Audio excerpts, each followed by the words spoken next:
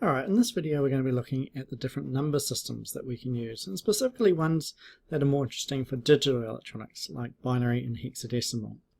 So the three that we're going to look at are decimal, binary, and hexadecimal. And the difference between these are the base, or is known as the base.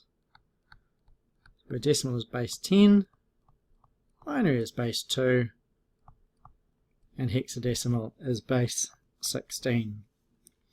And what this basically means is how many different characters, or digits you may prefer, are represented by that number system. Now in decimal we have, as we all know, 0 through to 9. Now it's obvious that we don't go up to 10 because, including 0, there are 10 digits here, not counting up to 10. In binary we have 0 and 1, and in hexadecimal we have 0 through to 9, and then A, B, C, D, E, F. So for one character or one number in decimal we can represent 10 different possibilities. Alright, base 10. In binary we can represent 2 possibilities, and in hexadecimal we can represent 16 possibilities. Noting that effectively these numbers correspond from 10 through to 15. Now the one that's most interesting to us in digital is binary. And the reason for that is the two states look like off and on, or 0 volts, 5 volts, 3.3 volts, etc. Right, so in a electronic system where we want to still be able to use numbers, binary is actually a much more convenient way of representing numbers. You can imagine if we were to use decimal, that if 0 was 0 volts and 9 was 5 volts, we'd have to have every other combination. So 5, or between 4 and 5 would be 2.5 volts, and this might be 1.25 volts, and so forth. So it'd all be quite messy and quite sensitive to noise. Right? Small changes in voltage could cause quite large changes here. So binary is by far the most robust method for us in digital electronics. What's important is that you guys know how to be able to move between these different systems, the decimal, the binary, and the hexadecimal. So, for example, if I have the number, let's say 4 in decimal, I'm going to keep these columns so you know which system I'm using. Okay, or I could put a little 10 underneath like that to say I'm using a base 10. In binary, to be able to represent that, I can only use the values 0 and 1. Because of that, I need to be able to use more than one character, or more than one digit, to be able to represent the number 4. And what we do is the same thing that happens in decimal, is we actually have the 10 to the power of 0 column, 10 to the power of 1, 10 to the power of 2, and so forth. Right? Whereas I had, for example, 34, you know, because this number is in the second column over, it's corresponding to 30, not 3 and 4. Right? 3 times 10 plus 4 times 1. Same thing applies for our binary system. We have 2 to the 0, 2 to the 1, 2 to the 2, 2 to the 3, and so forth, going in that direction. In this case, 4 is equal to 2 to the 2. So in binary, this would be equal to 1, 0, 0, base 2. Alright, so that would be 1's column, 2's column, 4's column, and so forth, 8's column moving along. In hexadecimal, we have 16 to 0, 16 to 2, 16 to 3 column, and so forth, going in this direction. So noting that in this case 4 times 16 to the power of 0. Alright, so 4 times 10 to the power of 0 equals 4. 1 times 2 to the 2 plus 0 times 2 to the 1 plus 0 times 2 to the 0 equals 4. And 4 times 16 to the power of 0 equals 4. So in all cases we have represented the same number, 4, but in different number systems. Right, so let's have a look again at a slightly larger number.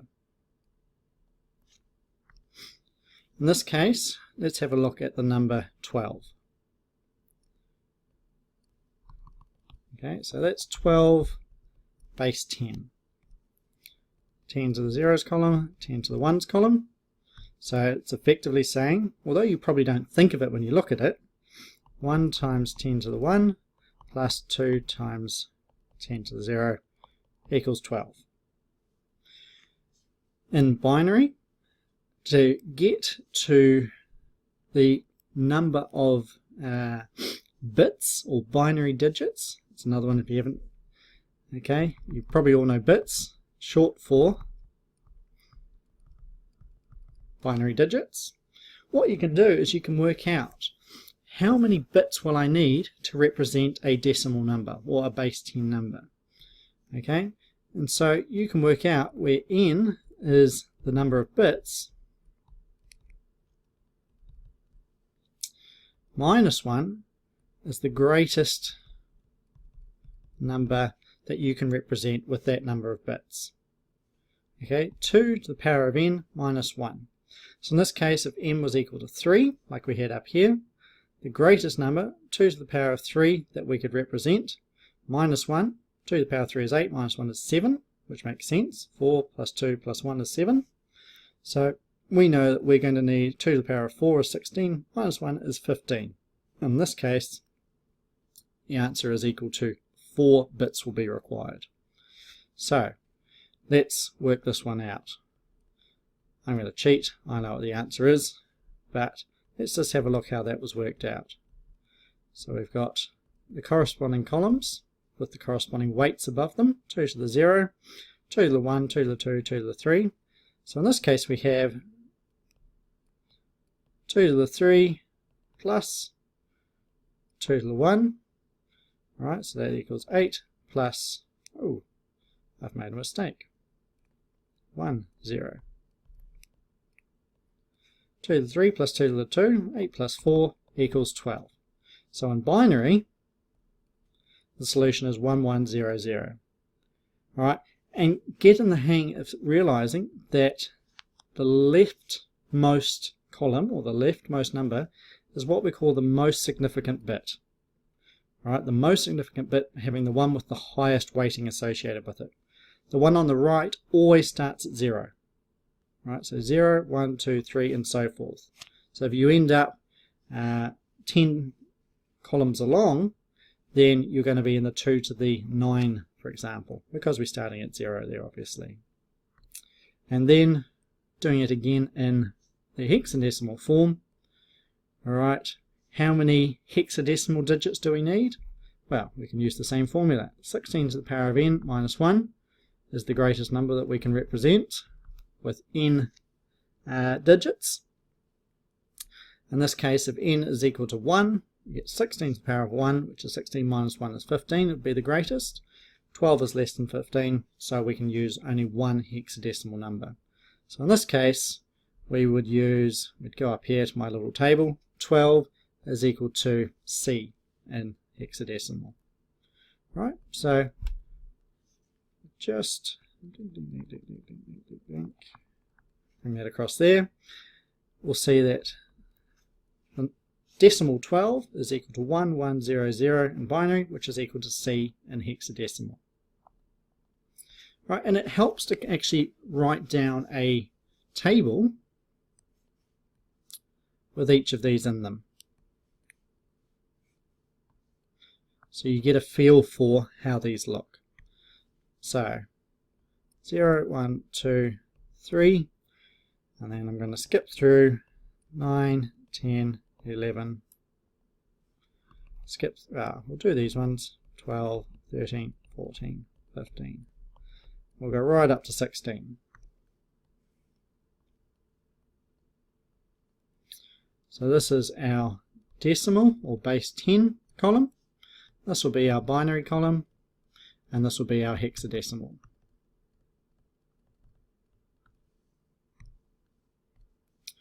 Okay, binary 0, hexadecimal 0. In fact, hexadecimal is easy. It continues. We just have to use the numbers or the letters all the way through until we get to 10.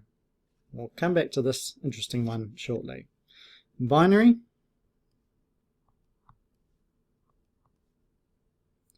okay, and then 9 in binary will be 8 plus not 4 plus not 2 plus 1.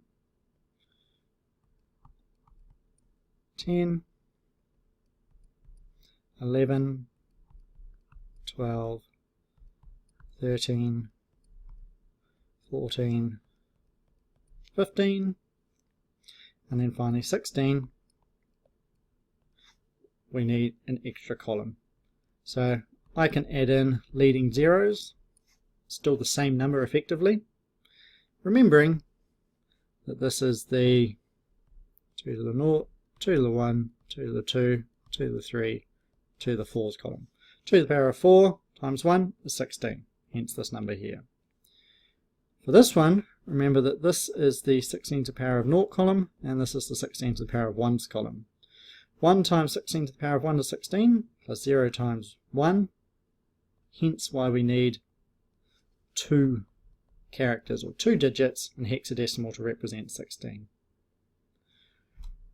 Finally, going between hexadecimal numbers, when they get larger, there's a little trick that I use.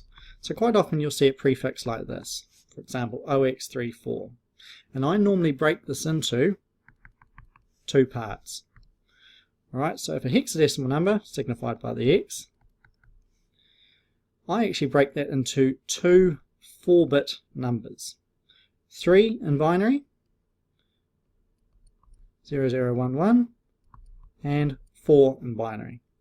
So that would be equal to, in binary, 0011 and 0100 as a complete binary number. So I actually treat them as 2 pairs of 4-bit numbers, alright, to be able to convert between them. And I find that much easier. So similarly again, OXFA, for example, break it in half. F is 1111, A is 10, so 1010, 8 plus 2, so that equals, in binary, that number there. So it's quite easy to move between those forms. To move between binary and decimal, or hexadecimal and decimal, is a little bit more tricky. You can either use your calculator for it, or work it out. So in this case, F times 16, so 15 times 16 plus 10 times 1, and that will give us 250. Right, well in this case we get 3 times 16, so that's decimal, put D or put a 10 down there, 3 times 16 plus 4 times 1, and that gives us 1848, 52. So, just to cover what we've seen in this video, there are 3 standard number systems that we can use. The numbers that you represent in decimal, okay, our normal counting system, or base 10, can be represented equally in binary or hexadecimal. It's the same number, just represented different ways, just like the same word could be said in English, or Arabic, or French, or Spanish, and all have the same meaning, okay? These are just different ways of having the same number. Decimal goes from 0 to 9, binary from 0 to 1, and hexadecimal from 0 to F, where you see the letters A to F represent the numbers 10 to 15. Right, there's also octal, which is base 8, but a little bit unusual, so we're just going to skip that for now. We saw that binary was the more useful one, given they're off and on, two discrete logic states, therefore being digital, are easier to implement. So in hardware, you'll often see binary, although the same number viewed in binary could also be viewed in hexadecimal or decimal. All right, it just so happens that working between binary and hexadecimal is easier, as we saw down here, than trying to do these multiplications out down here. Converting between the numbers, right, just looking at the column weights or the multipliers associated with each one to be able to convert between the different numbers. And we saw that for a couple of examples here. Remembering that formula, the greatest number that you can represent using a particular base is the base raised to the number of bits or digits minus 1. So for binary, 2 to the power of 3 minus 1 would give you, greatest number would be equal to 7. 8 minus 1 is 7. Okay, and let's say if we had 1 hexadecimal, the greatest number would be 15. Alright, 16 to the power of 1 minus 1 is 15. And then we had a look at how they would all be written in a number table there.